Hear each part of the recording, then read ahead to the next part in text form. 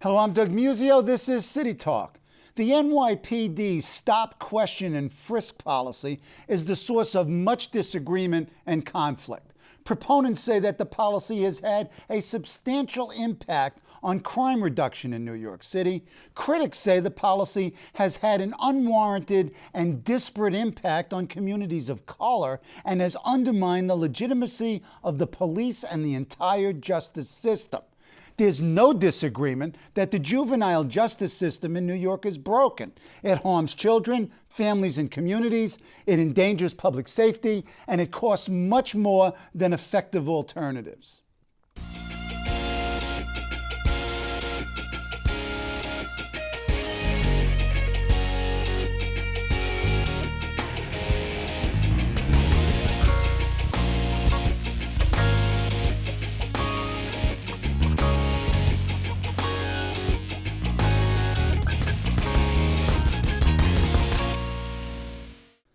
To talk about crime, policing, and racial justice is Jeremy Travis, the president of CUNY's John Jay College of Criminal Justice since 2004. From 2000 to 2004, he was a senior fellow at the Justice Policy Center at the Urban Institute, and for 6 years before that, he directed the National Institute of Justice, the research arm of the U.S. Department of Justice. Prior to his service in Washington, President Travis was a deputy commissioner in the NYPD. Welcome back. Nice to be here. Thank you. Last time we talked was in May of 2009. I went back to the show and, excuse me, quoting Yogi, it's deja vu all over again. The problem seemed to be endemic. But let's start with, and perhaps this is what we'll conclude with, is two reports. One called Stop, Question, and Frisk, Policing Practices in New York City, a primer, which was put out by John Jay in 2010, March, and then Charting a New Course, a blueprint for transforming juvenile justice in New York State, which is a report to David Patterson's Task Force on Transforming Juvenile Justice, released in December 2009. Let's start with the Stop and Frisk. This conflict's almost a culture war over the efficiency, effectiveness, racial impacts of this Stop, Question, and Frisk. First of all, what are we talking about when we talk about Stop and Frisk? Well, we're describing a police practice, and the police are authorized both under constitutional interpretation and under the statute to stop people when they have reasonable suspicion that leads them to that stop, and in some cases to frisk them, pat them down. The concern here is not whether this is a good police practice at its core. It's a very important police practice, but whether the way it's being implemented now is excessive. Okay. Now, what does it mean? I'm stopped. Why would they stop me? What do they do when they stop me? What are the contextual variables? Yeah. So the police will come up to an individual and say, I have some questions for you. They'll stop them. They'll ask some questions. They may pat them down. They may throw them up against a wall. They may ask them to spread against the wall. We've seen all that in the TV shows. And depending on what happens as a result of that, some number, a very small number, will end up in contraband being taken, and a very small number will end up in somebody being arrested or given a summons.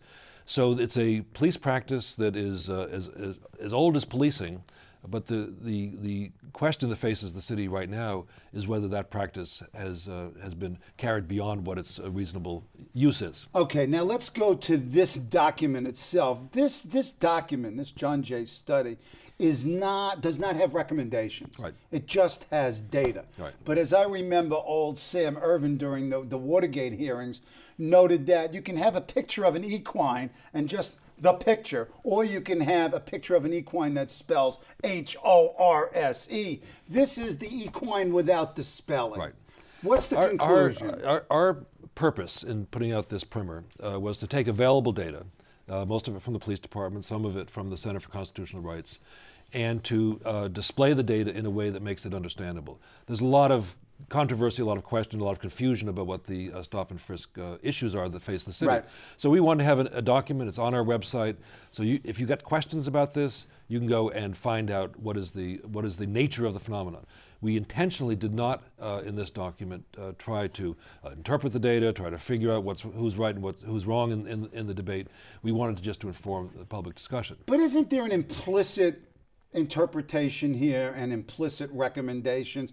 If you read it, you come to certain conclusions about the scope and extent of stop and frisk, its appropriateness, its appropriateness vis-a-vis minority youth and impacts on those communities. It's almost inescapable that you come to certain conclusions looking at the data. Well, I'm glad you came to them because I think that this is a deeply troubling phenomenon in the city, and I think it needs a full exploration by people who are concerned about the well-being of the city, particularly communities of color, and the role of the police. And so the fact that we've had this significant growth, the city has seen a tripling. Talk about the numbers, the number of stops and the trend data. So last year, 2009, there were 575,000 stops recorded by the police, approximately. That's 3 times as many as in 2003. Now, the police will say, well, we're keeping better records. That's probably true from 2003. But over the last few years, we've seen this continued growth in the number of stop and frisk encounters. So 90% of those, the person, there's no contraband, there's no arrest, there's no summons. The person is released. They're called by advocates on this topic innocent stops. So that's a lot of people, hundreds of thousands of people being stopped. So you're talking about almost 90% of the stops result in nothing. Nothing, right. So I think we have to be concerned about a practice that is so intrusive. We're stopping lots of people. So intrusive, particularly in minority communities, where I think we have to be concerned about the relationship between those communities and the police, and with a large number of people not being taken for further action, and where it's growing. And so the clear conclusion, I'll draw a conclusion from the data, which is that this practice has been growing basically without examination.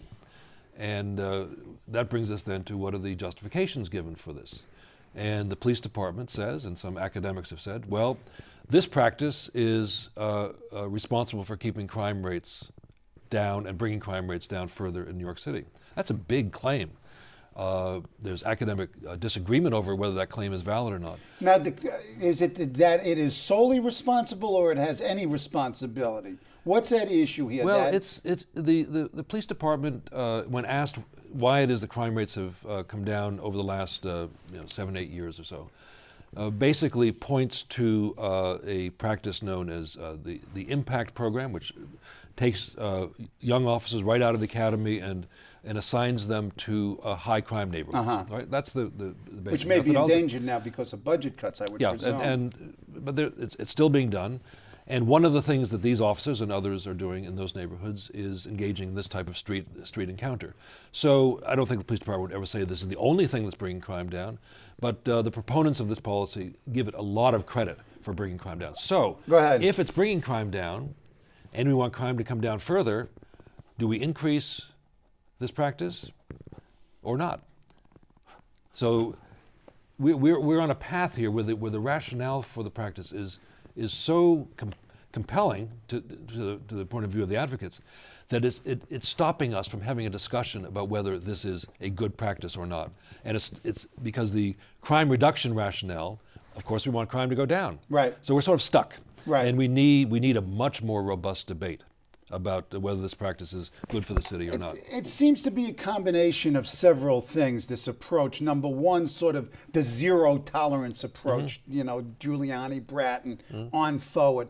Then you've got this stop, question, frisk approach, and then you've got CompStat. So you've got this piece that almost has taken on a dynamic of its own, and that the more you lower the crime rate, the more you have to stop people to keep the crime rate going. Let's make things more complicated. We have stop, question, and frisk numbers are going up.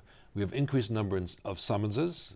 You may have seen the New York Times article this past Sunday on summons being given to an individual in a virtually empty subway car for occupying 2 seats of the subway Absolutely. car. There it is. Absolutely. So Now, is this because what's that about? Because the thrust, the pressure to drive the numbers lower are causing the cops to behave in what seems to be illogical and maybe counterproductive ways, or certainly unproductive ways? You've got to be concerned about the drive for numbers, because the accountability imperative to bring crime rates down brings with it a productivity imperative, which is to do certain things that look like they're useful. They may not be useful. They may in fact be counterproductive. But the organizational dynamics are such that there's a push towards numbers. There was a piece on Channel 7 2 weeks ago of a police officer, Polenko was his name, who complained about quotas being established for summonses. Actually had a tape recording of his supervisor demanding more. Right, I think this was in the Bronx, one of the 4-2 precinct. One of the Bronx precincts. And of course there has to be some expectation that you don't want cops sitting around doing nothing, but there has to be a concern. And so it's the combination of the stop and frisk issues and the other issues about whether the drive to bring crime rates down is causing behaviors at the low level of the department and at the mid-managerial level that are producing just a quest for numbers. Well, one of your colleagues, Eli Silverman, was on a couple of weeks ago and reported on the survey that he and Johnny Turno did regarding fudging numbers for CompStat. So I think that there is this pressure to drive down numbers, and in some cases it leads to perhaps silly or unfortunate types of behavior. But in other cases, cover-ups, fraudulent reporting, etc., which is really quite serious, obviously. Yeah. Now, I'm a big fan of CompStat, and I think CompStat has been a very important managerial tool. I was president, worked for Bill Bratton at the time CompStat was designed, and it's spread around the country and spread to other government agencies. But there's the possibility of a dark underside to something like CompStat, which is it becomes a quest for numbers. And so we see the increase in trespass arrests in public housing, increase in summons arrests, increase in stop and frisk activity, evidence coming from the Silverman survey from Officer Polenko in the 82nd precinct in Brooklyn. Officer came forward and said that he was actually instructed to turn people away and to downgrade the in a series in the Daily News. So you put these pictures together, and I think there's enough there to say we got to take a closer look. Okay, let's continue looking at these stops. Where do they happen? Is there a geographic dimension to this, or residential dimension? Well, the primer lays out, again using police department data, the precincts where the stops happened. And most of them happen in a small number of high crime precincts, mostly in Brooklyn, in the 103 precinct in Jamaica. So there are precincts that are high crime and high stop precincts. These are also precincts that are mostly African American or Hispanic. So one of the concerns, and I think it's a very profound concern, is that this ramped up activity of a very aggressive street presence by the police, justified as a crime reduction measure, is being carried out not exclusively, but mostly in communities of color, and it makes you wonder over time what it's like to grow up in those neighborhoods and the relationship between those young people and the police. So I convened a group of John Jay students a couple months ago to basically ask them what their experience is with the police. And these are by definition college students. Many of them want to go into law enforcement or criminal justice. And they all have been stopped by the police. Those encounters have left them feeling distrustful of the police. These are not pleasant encounters. You as grow you can up imagine. in these communities, and the word is you don't trust the cops. And for good reason. Some academics are very concerned, as was Professor Mears from Yale Law School, about the long-term erosion of the legitimacy of the law enforcement and criminal justice apparatus entirely. Some have linked this concern to the distancing from the criminal justice system, and even to the stop snitching sort of campaign, as it were. These are not minor concerns. On the one hand, you have this claim it's bringing crime down. That's true or not. And if it's true, then we have to ask, do we just keep doing it, irrespective of the costs? On the other hand, you have this claim that it's undermining the legitimacy of the police and that it's racially divisive. That's true or not, and if that's true, do we just keep doing it? So I think it's one of the more important issues facing our city. One of the series or pieces of data that is not here is criminality statistics. One of the statistics that seems to be missing, and Heather McDonald brought it out in the New York Bar Association hearings on this report, which you moderated, which was excellent, is that there are no crime data related to the various ethnic groups. And she cited some really extreme statistics that suggested the high rates of criminal activity among blacks and Latinos, for example. Well, as I said, the primer was written, I want to give credit to our professor Dolores Jones-Brown, who heads up our Center on Race, Crime, and Justice for putting it together. The primer was written in a way that was intended to be neutral. You talk about crime data only if you're trying to justify the practice or you're trying to explain the practice. We weren't trying to explain the practice in the primer. We wanted to just describe the practice. But the explanation... Interesting distinction. Yeah. I don't know if I'm buying it, but go ahead. Well, you serve different purposes with different types of publications. Right. So the academics who write on this, or the policy analysts like Heather McDonald who write on this, do try to look at the crime data. Now, the explanation that she and others give is, well, when you look at crime reports to the police, reports of robbery in particular, most likely name or identify by race African American suspects. And therefore, we shouldn't be surprised, the argument goes, that we have highly disproportionate numbers of blacks and Hispanics being stopped by the police. Okay, those data are from the police department. I'm not going to challenge the data. But the question is, that doesn't tell us anything about what the level should be. Okay. So as long as it's proportionate to those numbers, we can ramp this up as far as we want to go. Okay. Right. So you can buy that argument and still come back to the same question, which is this practice, which is now a policy rather than just an individualized decision. It's a policy justification. Is this a practice that we should continue as at the level that it's currently at? Okay, maybe I guess the final comment question on this report before we move to juvenile justice is that you're increasing the number of stops, but you've got quote unquote modest returns.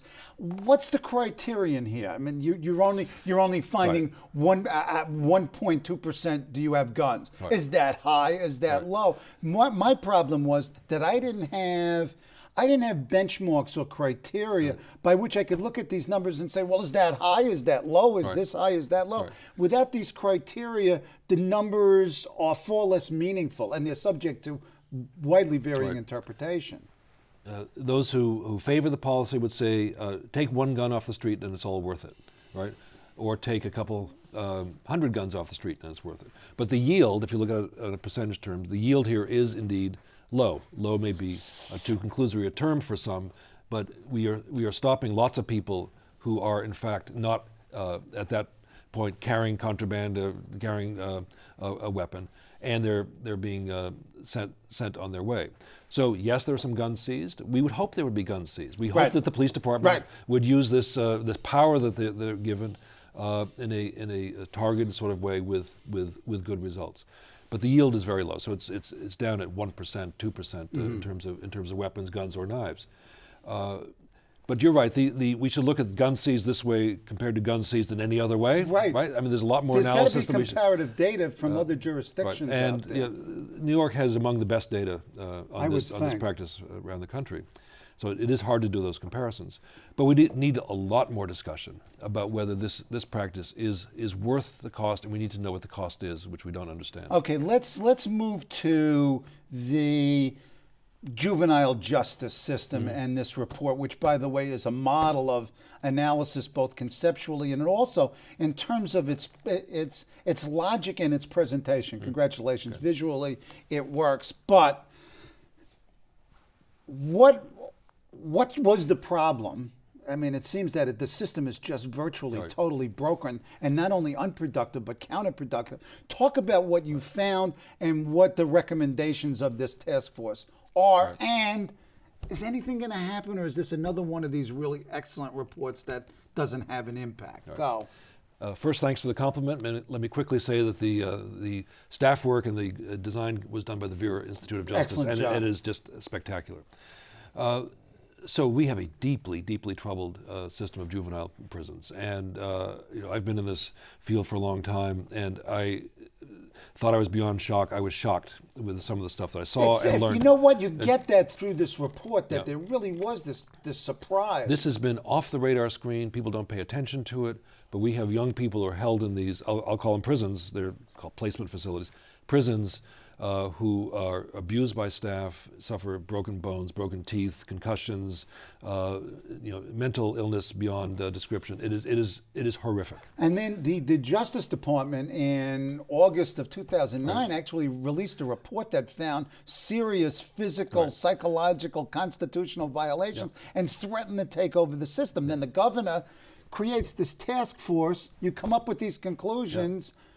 What? So we were, just to be fair, we were in existence before the sorry. the DOJ report, but that's fine. But the DOJ report really has given us an added impetus to the recommendations here, because they were able to do, because of the power they have, things we couldn't do in terms of documenting instances and patterns of staff abuse and the mental illness issues. So we have, in rapid succession, the DOJ report in August, our task force report in December, and then Legal Aid has sued the entire system in January. So you ask what's going to happen. So it's a mixed bag at this point. The governor's budget came out, executive budget, in January, and I think all of us on the task force were disappointed, is a mild word, to see that there was no investment in the community alternatives that we suggested. And to the extent there was investment in sort of the system, it was in the 4 institutions that had been named by the DOJ investigation. So we hope for better from the legislature. We've had briefings with both the Senate and the Assembly staff here. But the real power here is the DOJ report is pushing the state to do things the state would not otherwise have done. Because it's facing the possibility of a federal takeover. And that's happened in other states. We don't want that. As New Yorkers, we shouldn't want that to happen here. It would be just a sad day for the state to have our system taken over, but that is a real push. Then we have the report, which we call a blueprint, and it's being used that way, most interestingly by Mayor Bloomberg. And he gets a lot of credit in my book here. Go ahead. Because he has decided now to take the Department of Juvenile Justice, merge it within the Agency of Administration for Children's Services with a clear mandate set forth in his State of the City address to basically not send kids from New York into this system unless unavoidable. So his administration is now committed in his 3rd term, a great initiative, to this notion of community-based alternatives and keeping young people out of these prisons, because they're making them worse. They're very expensive, and the kids emerge with very high crime rates, which is not good for public safety. So it hurts the children. Right. It hurts the communities. Right. It hurts the families. Right. And it costs money. And it doesn't increase safety. Right. And Right. So why does it exist? Well, why it exists the way it is now is a statement about where the country has gone over the last generation overall in terms of our desire to punish people. We've become a much more retributive, punitive country. I think that's starting to reverse itself, which is, I hope I'm right. Rockefeller, quote unquote, Right, Rockefeller and that's a good York. example of how we are seeing some reversal.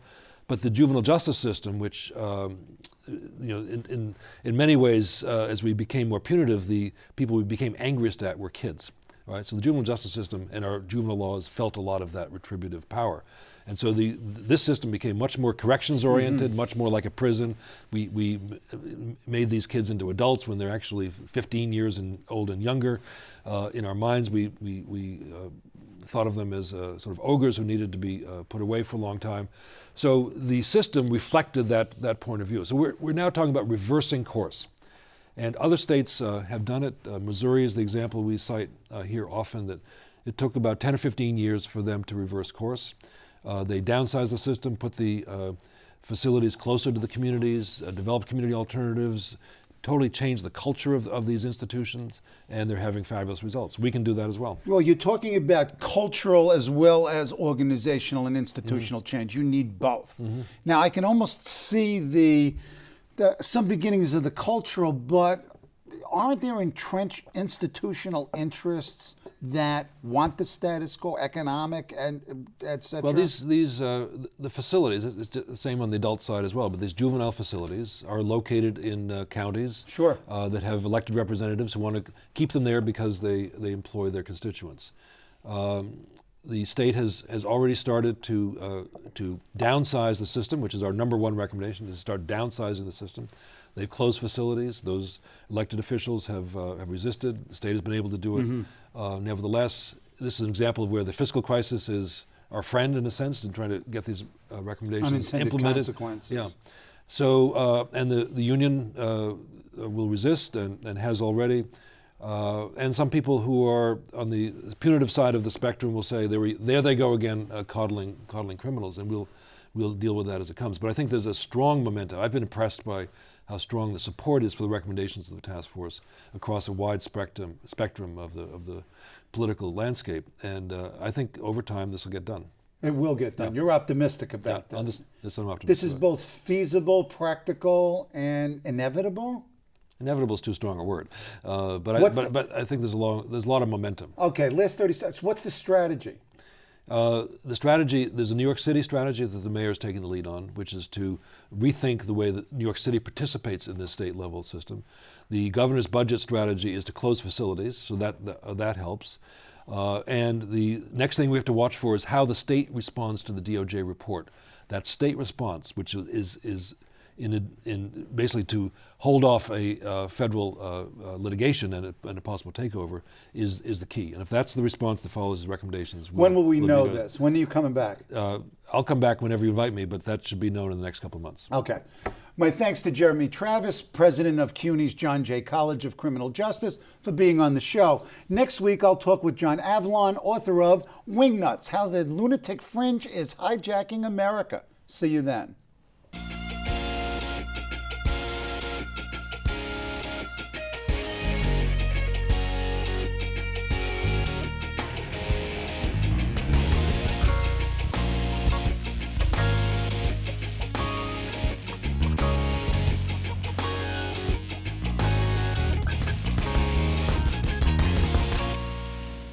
Hello, I'm Doug Musio. Let us know what you think about this show. You can reach us at CUNY.tv. When you get there, click on the bar that says Contact Us and send your email. Whatever it is.